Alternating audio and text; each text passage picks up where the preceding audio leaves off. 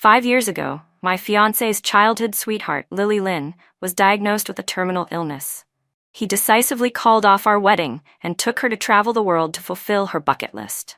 Now Lily has miraculously recovered, and he's back. He brought Lily home, saw that I was still living in the Carter house, and assumed I'd been waiting for him. In a grand show of mercy, he announced that I could stay. Lily just beat her illness, he said. Her emotions are still fragile. I'll allow you to keep living here to take care of her. I was silent for a moment, then answered softly, I'm already married. I don't need your permission to stay. He looked at me with open disdain. Don't joke around. Everyone knows you're hopelessly in love with me. Later, when he saw my marriage certificate, his face went chalk white. You're obviously my wife. Morning sunlight flooded the courtyard as I watered the roses. Suddenly, a voice behind me, familiar yet foreign, said, Ava Collins, I didn't expect you to still be living in the Carter house. My breath hitched and my hands stilled. I turned slowly to see Ethan Carter standing not far away, fingers intertwined with Lily's. 5 years had passed. The look he gave me held surprise, and a smugness that was hard to miss. Looks like you've been waiting for me to come back these 5 years, he said. I set down the watering can and wiped the water from my hands. Ethan drew Lily closer, his eyes full of showy pride. Lily's finally recovered. We spent 5 years traveling the world and fulfilled all her wishes. He gazed at her with deep affection before turning back to me. She's the only one I'll ever choose in this life. I lifted my head and met his eyes. Congratulations to you both, but I'm already married. Ethan blinked, then burst out laughing. Drop the act, Ava. Who doesn't know you're devoted to me? You've kept this empty house for 5 years, just waiting for me to turn back. His tone was arrogant, like a master dispensing favors. Lily just beat her illness. Her body is still weak and her mood is fragile. I'll let you keep living here so you can take care of her. Consider it compensation for living off my family for 5 years. This is me, Ethan Carter, showing special kindness.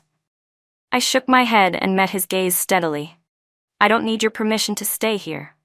A flicker of anger crossed his face, then he put on a look of absolute confidence. Don't forget, we never finished our wedding back then, and we never got the license. You've been a mere name in the Carter household for 5 years. To put it bluntly, you're nothing, just an outsider. In the sunlight, his features were still handsome, but to me they were blindingly harsh.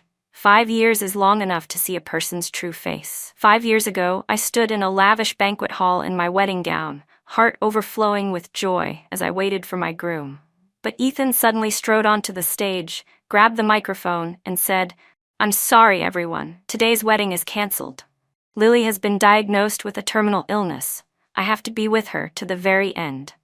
Every guest's gaze snapped to me, sympathy, pity, shock, and the thrill of watching a spectacle, each look stabbing into my heart like a needle. In that moment, my world collapsed. My memories were cut off by Lily's soft, fragile voice. She lowered her eyes at just the right moment, her shoulders trembling slightly. Her tone was airy, yet every word hit its mark. Ethan, let's go. After all, Miss Collins has been living here these years. Our suddenly coming back is far too disruptive to her. She swayed and leaned into Ethan, as if a breeze might topple her. Only I knew the calculation and smugness hidden beneath those lowered lashes. Ethan immediately wrapped an arm around her waist as if shielding a rare treasure, his face taut with worry and tenderness. Don't say that, Lily. Your health comes first. This time, I won't let you suffer any grievances. Let's go home so you can rest, Ethan soothed Lily. But the moment he turned toward me, the tenderness on his face vanished, replaced by harshness. These past 5 years you've been living in my house. Every meal, every stitch of clothing, every necessity came from the Carters, while Lily was out there suffering, fighting for her life.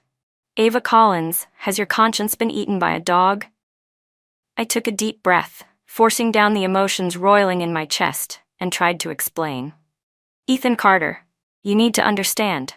Enough. He cut me off roughly. The only reason I let you stay was so you could take care of Lily to make up for the debt of these 5 years.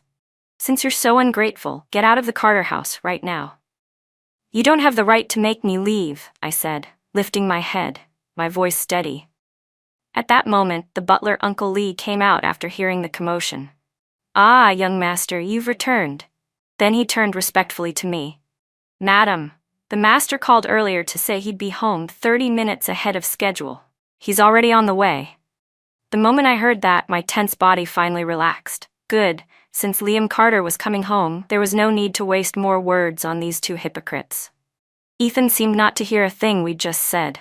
In a commanding tone, he ordered, "Uncle Lee, prepare the main bedroom on the first floor. Lily's still weak, and climbing stairs would be too much for her." Uncle Lee's face tightened. "Young master, that room has already been converted into the little master's playroom. It's filled with his toys and books. I'm afraid it wouldn't be suitable." Ethan frowned, confusion flashing in his eyes. "Little master? Since when do I have a nephew?" Uncle Lee's expression softened with affection. "The young master is 4.5 years old, bright, clever, loves drawing and telling stories. You'll like him when you meet him." Ethan's face lit up in sudden realization. "I get it, Mom and Dad must have adopted a child while I was away." Watching him talk to himself, I could only sigh inwardly. 5 years had passed, yet he still lived entirely in his own world, never caring about anyone else's feelings or life. "Young master, you're mistaken," Uncle Lee quickly corrected. "The little master is the eldest young master's own flesh and blood. He's part of the Carter bloodline." Ethan let out a loud laugh, his eyes full of disbelief. "My brother actually got married and had a kid? Wasn't he the one who said he wouldn't think about personal matters until 40? Well, that's a miracle. I'd love to see which woman could tame my cold-faced brother." Uncle Lee hesitated, glancing at me with a questioning look. I gave him a small nod, signaling for him to speak plainly. He took a deep breath. "Young master, Miss Collins is your sister-in-law. She and the eldest young master have been married for more than 4 years. Ethan's smile froze instantly. 5 years ago, on that rainy night, when all the guests had left and I stood alone in the empty banquet hall, it was Liam Carter who approached me, offering a clean handkerchief. His voice was low and gentle as he said, "I'll take you home."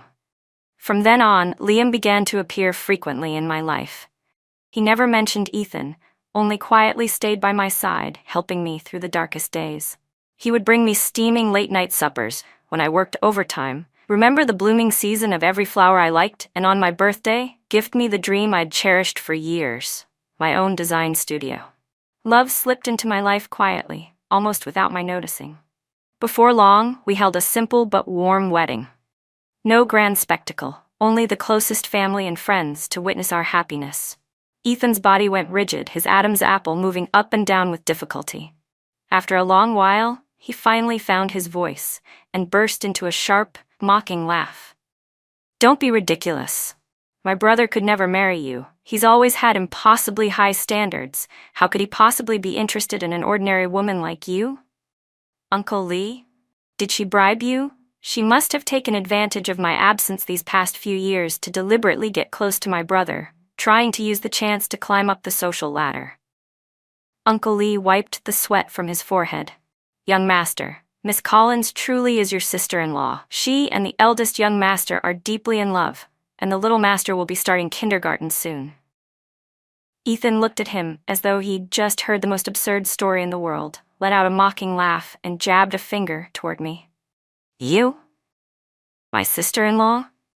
Then he turned to Uncle Lee, his tone laced with threat. "Uncle Lee, are you senile, or has she filled your head with nonsense? 5 years gone, and she's gotten bolder. She even managed to buy you off." Watching him so certain he'd been deceived was almost laughable to me. Who was Liam Carter? The CEO of Carter Group, a man hailed across the industry as a business prodigy. Before the age of 30, he had led the company successfully into the international market, founded his own tech brand, and won more awards than he could count.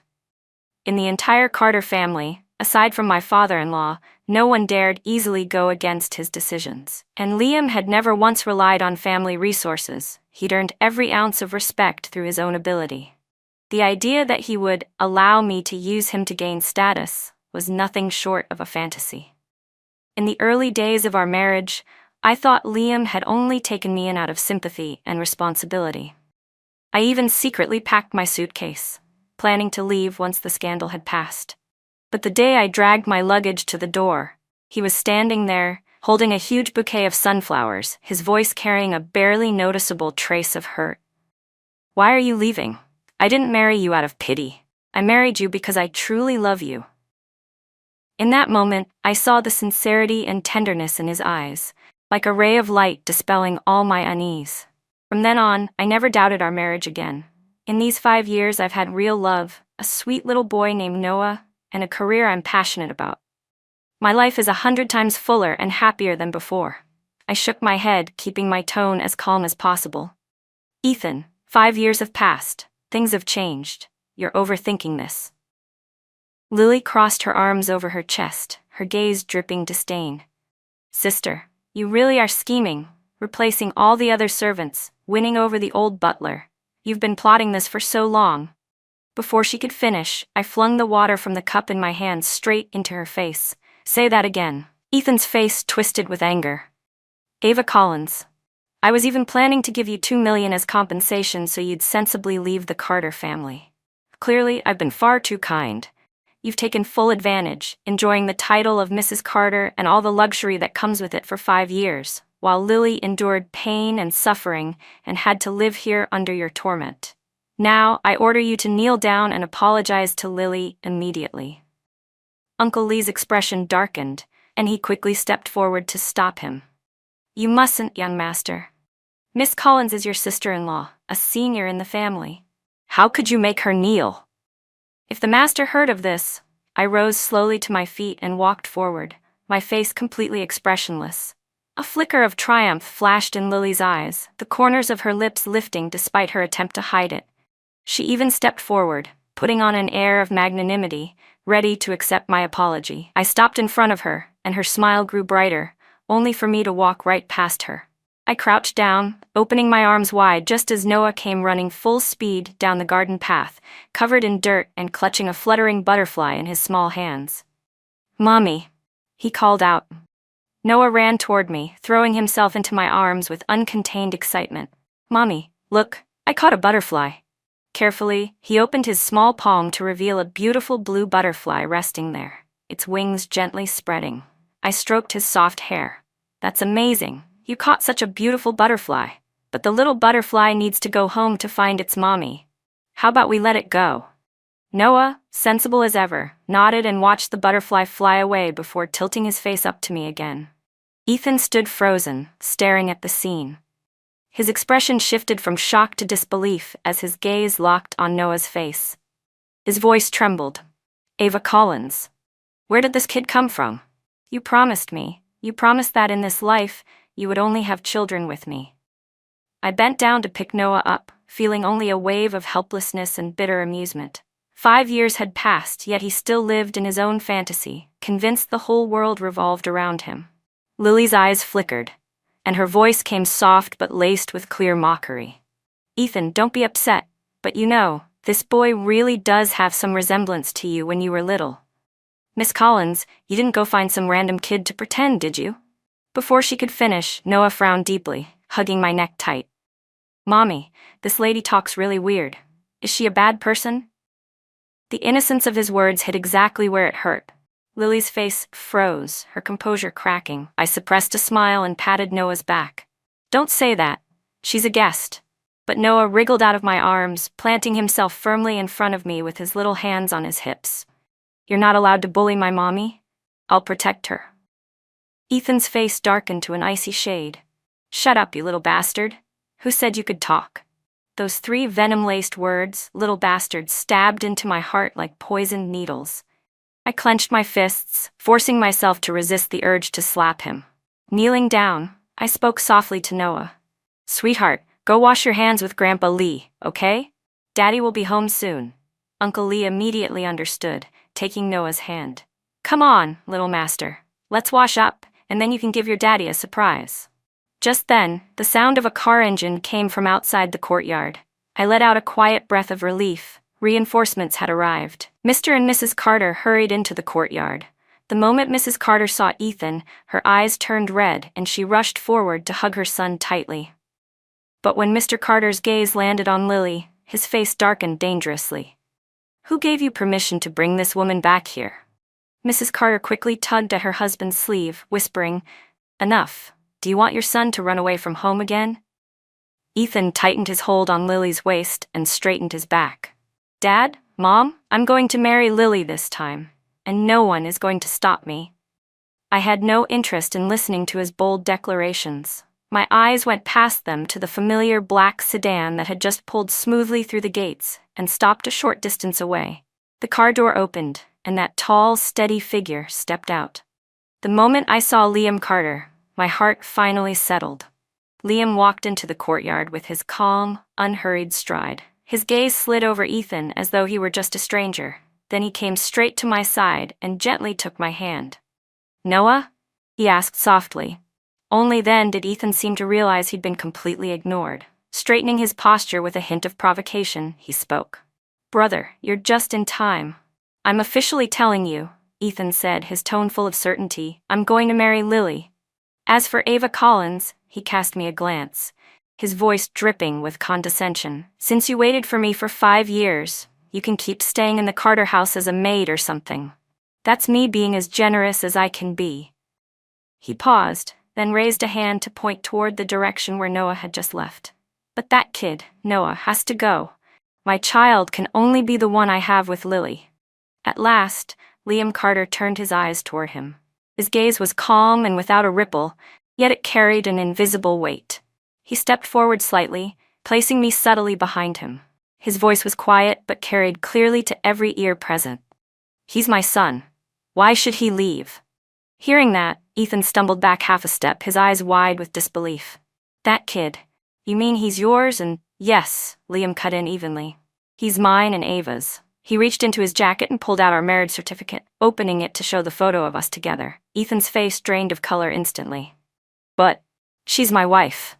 He muttered to himself, as if trying to convince the heir. Watch your tone, Liam said coldly. She is my wife now, my legal, rightful wife. Just then, Noah came running over. Without giving Ethan another glance, Liam put away the marriage certificate, bent down, and scooped Noah into his arms. What did you draw today, little artist? He asked gently. I drew the ocean and little fish.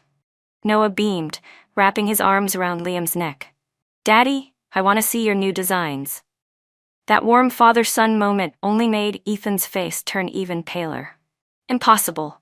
This is absolutely impossible. Mr. and Mrs. Carter were about to speak, but Ethan suddenly took a step forward. Ava, how could you forget our love so quickly? Can you really just throw away what we had? His voice carried a note of choking desperation. 5 years ago, you swore you'd only ever love me. Liam let out a cold laugh.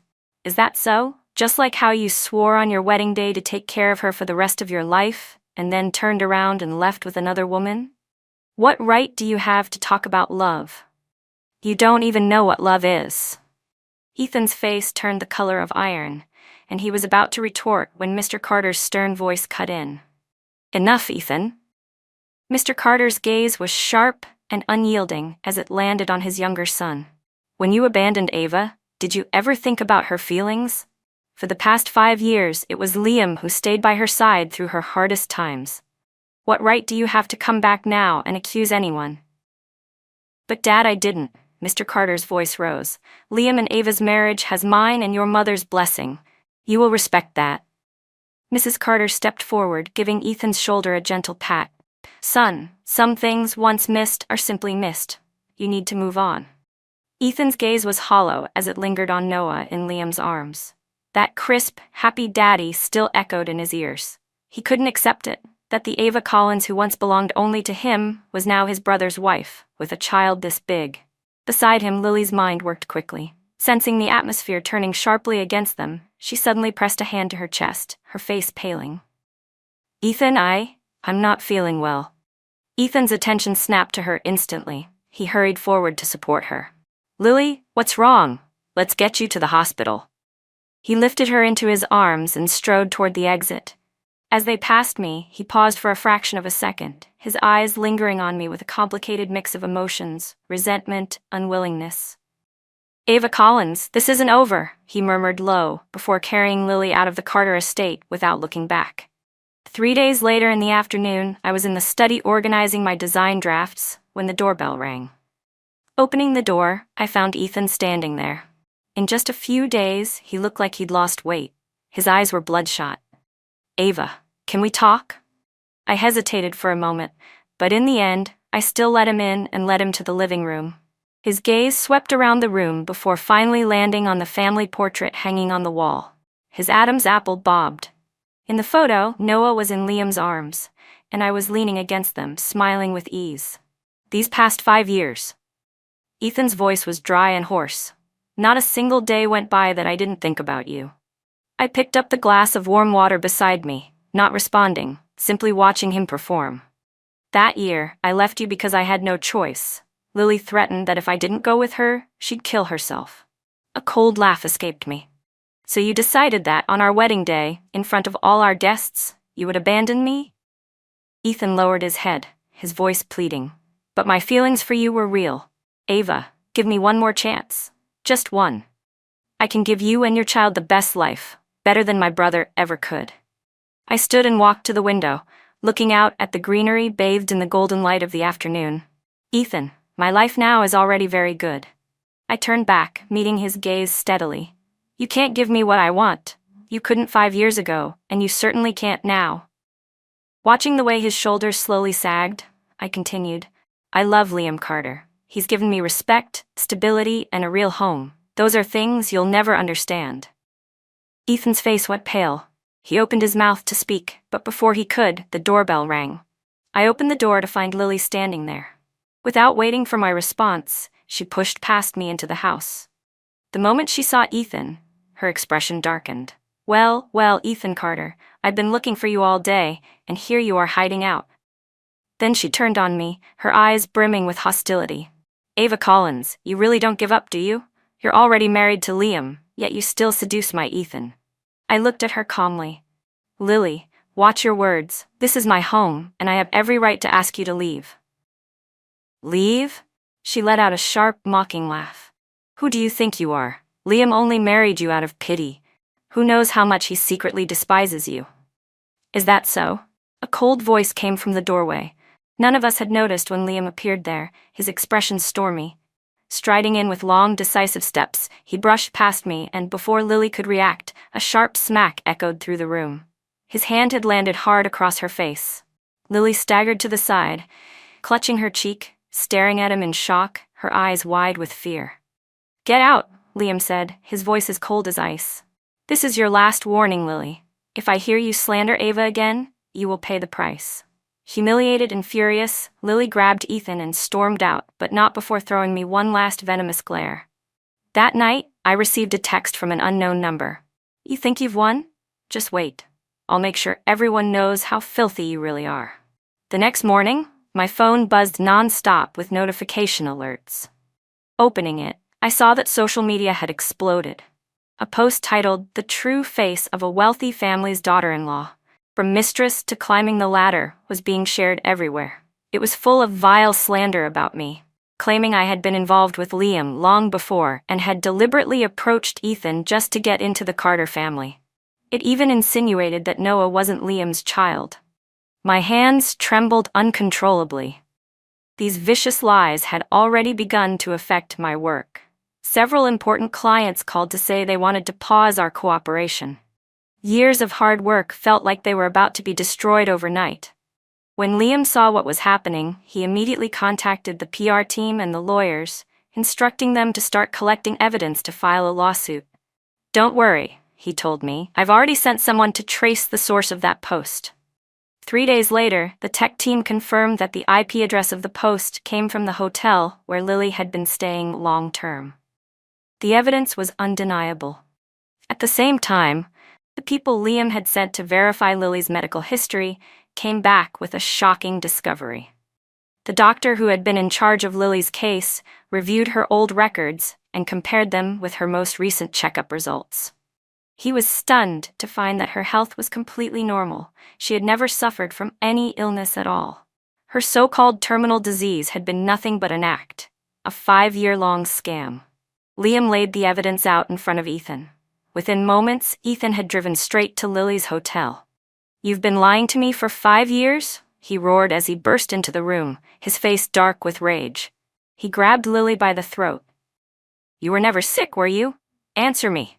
At first, Lily tried to argue, but when faced with the ironclad medical reports, her mask finally slipped. "So what if I wasn't?" she sneered. "If I hadn't pretended to be sick, would you have left Ava at the altar to come with me?" Ethan shook his head in pain. "I gave up everything for you. I abandoned the woman who truly loved me, all for a carefully planned scam." Lily curled her lip in disdain. "Don't pretend, Ethan. You're just the second young master of the Carter family. Do you know why I came back to the country? Because I was running out of money. I needed you, my personal ATM, to keep funding me."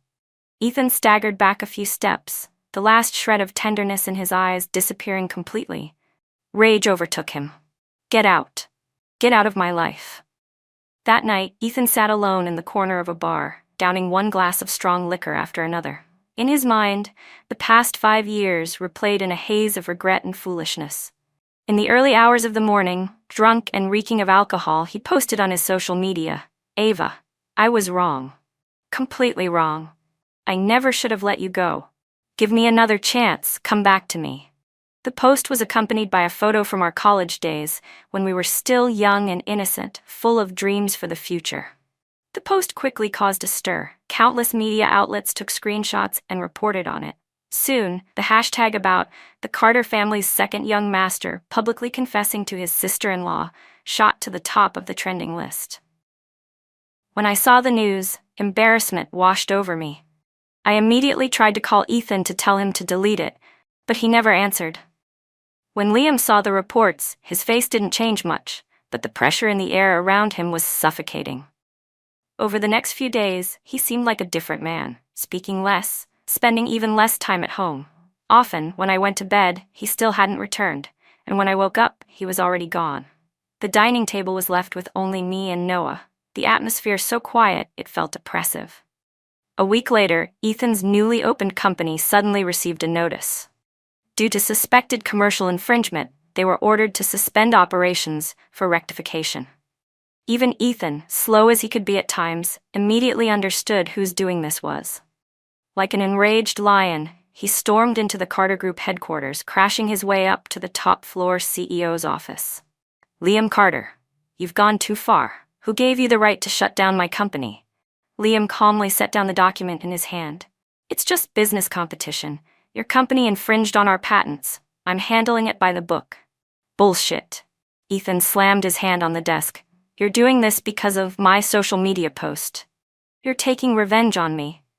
The argument between the brothers escalated quickly, nearly coming to blows. Fortunately, Mr. Carter arrived in time to stop them. "Enough." Mr. Carter's voice cracked through the room like a whip. "Do either of you still remember you're part of the Carter family?" He turned to Ethan. "You're 30 years old, not 3. Can you try using your brain?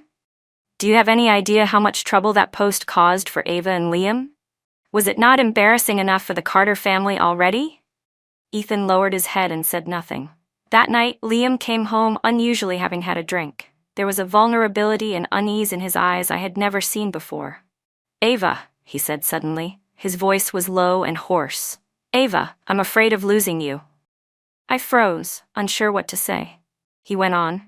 "When I saw Ethan's social media post, I couldn't help but think about your past with him. I was scared that you'd regret choosing me back then." I wrapped my arms tightly around him. "Idiot, what are you talking about? The person I've always loved is you, and it will always be you. The past is already behind us." The next day, the Carter family held an emergency meeting. In the end, they decided to transfer Ethan to the company's U.S. branch. Officially, it was announced as a major responsibility to help expand overseas markets.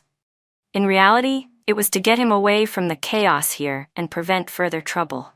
Surprisingly, Ethan didn't object this time. Maybe he realized that staying here would only make everyone miserable.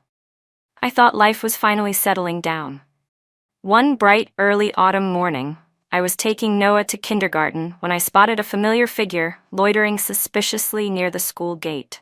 The person wore oversized sunglasses and a hat, clearly trying to hide their identity, but the exaggerated effort only drew more attention. It was Lily. I instantly grew alert, gripping Noah's hand tightly while quickly dialing the number for the bodyguards Liam had assigned. Lily seemed to notice my wariness. She gave me a twisted smile and slowly walked toward us. Long time no see, Ava Collins. She took off her sunglasses, revealing bloodshot eyes and a sallow complexion. Her whole appearance screamed exhaustion and instability. I positioned Noah behind me. Lily, stay away from us, or I'll call the police. Call the police? Her smile warped into something ugly. You stole everything that was mine, and now you want to have me arrested? Suddenly, she reached out toward Noah. Come with Auntie. Auntie will take you somewhere nice. Noah's face twisted in fear. He burst into tears, clinging to my legs and trying to hide behind me. I stepped in front of him, my voice sharp. Are you insane? Don't you dare touch my child. A flash of madness lit Lily's eyes. Ethan abandoned me. Liam hit me. All of this is because of you, Ava Collins. Now I want you to feel what it's like to lose the person you love most. She lunged toward us, trying to snatch Noah. But in that split second, a figure shot forward with lightning speed, kicking Lily hard in the leg and forcing her to the ground. It was one of Liam's bodyguards stationed nearby to protect Noah. Seeing the danger, he had acted immediately, stopping her before she could do any harm. Noah was sobbing in terror. I hugged him tightly, murmuring over and over, "It's okay, sweetheart. Mommy's here. No one will hurt you." Security quickly restrained Lily, and the police arrived soon after to take her in for questioning. When Liam heard the news, he rushed over, his face as dark as a storm. He pulled me and Noah into his arms, holding us tightly. I'm sorry. I should have been more careful. The results of the police investigation were chilling. Not only had Lily planned this kidnapping, she had also prepared an even more vicious series of revenge schemes and intended to spread more rumors about me. On her phone, the police found a detailed plan and surveillance photos. The evidence was undeniable. In the end, Lily was sentenced to prison for attempted kidnapping and defamation. After the case was closed, the day before his departure overseas, Ethan came to our house. He didn't step inside, he just stood at the doorway, his gaze complicated, stripped of the obsession and bitterness he once carried. In their place was deep apology and a quiet acceptance. I'm sorry, Ava, he said, his voice low but firm. I'm apologizing for all my selfishness and recklessness in the past. I was a bastard who hurt you and hurt myself too. He turned to Liam, his voice sincere. Brother, thank you for always taking care of Ava, and thank you for forgiving me. I wish you both happiness forever. Before leaving, Ethan crouched down and patted Noah's head. A rare trace of gentleness softened his features. Little guy, take good care of your mom and dad. Grow up healthy and happy. As I watched his figure gradually fade into the distance, I felt a sense of release I had never experienced before. The shadows of the past had finally lifted, and life could return to peace and calm. Time passed like water, and in the blink of an eye, another year had gone by. Over the past year, the storms had quieted, and life was back to normal. Ethan had gone to the U.S., Lily had received the punishment she deserved, and it seemed the dark clouds that once hung over us had been completely swept away. Noah was now in the senior class of kindergarten, bringing home adorable childlike drawings every day. Today was a special day. It was our 5th wedding anniversary. 5 years already, I murmured that morning, glancing at the calendar. From behind, Liam wrapped his arms around me, resting his chin lightly on the top of my head. 5 years, Mrs. Carter. To celebrate, we decided to revisit the seaside town where we had our very first date. This time, we brought along our little tag-along Noah. 3 hours later, we stood on that familiar beach. The sea breeze brushed gently against us, the sunlight warm and tender as it shone on our family of 3. Noah ran excitedly across the sand, collecting shells and chasing seagulls, his face lit up with pure joy. At dinner, in the seaside restaurant we'd reserved, I ordered the exact same dishes as 5 years ago. Remember? I swirled the wine in my glass before clinking it gently against his. This is where we had our first date. Liam's eyes shimmered with tenderness. Of course I remember. That day, you wore a blue dress, and your hair was a mess from the sea breeze. I was surprised by the detail of his memory. I didn't expect you to remember so clearly. I remember everything about you.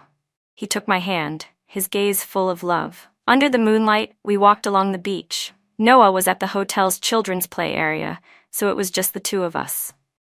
Liam, thank you for your love and companionship all these years, I said, stopping to look him straight in the eye. You've given me a complete and happy home." He pulled me gently into his arms. "Actually, I've never told you this. I liked you back in college." The confession stunned me. "What? But we didn't even know each other then." "Do you remember the campus singing competition in our sophomore year? In the finals, you wore a white dress and quietly sang The Past Slowly. There were so many people in the audience, so much noise, but your voice went straight into my heart. But at that time, you were already with Ethan, and I didn't want to ruin your relationship, so I never said anything." I stared at him in disbelief. "So on the wedding day, when you appeared in the banquet hall?" He nodded. "I only came to give my silent blessing. I never expected things to turn out the way they did." He paused, then added, "But I have to admit, when I saw you so heartbroken, part of me was glad, because it gave me the chance to be close to you." The sea breeze carried a cool edge, but my heart felt warm. It was as if all the past hurt and pain had been gently healed in that moment. When we returned to the hotel, we picked Noah up from the play area and brought him back to our room. Watching him sleep peacefully, Liam and I exchanged a smile. This was our greatest happiness. The next morning at breakfast, Liam received a message from Noah's teacher. His painting had won first prize in a city-wide competition. "Looks like our little artist is going to be famous," Liam said proudly, ruffling Noah's hair. Noah ducked his head shyly, but his eyes sparkled with confidence. "I'm going to open the biggest art gallery in the world." In the sunlight, Liam walked toward me, holding Noah's hand, their tall and small shadows stretching long across the ground. Their smiles were pure, brighter than the sunshine outside the window. I knew this was my happiness, the truest, most steady kind, held tightly in my hands after all the storms we had weathered.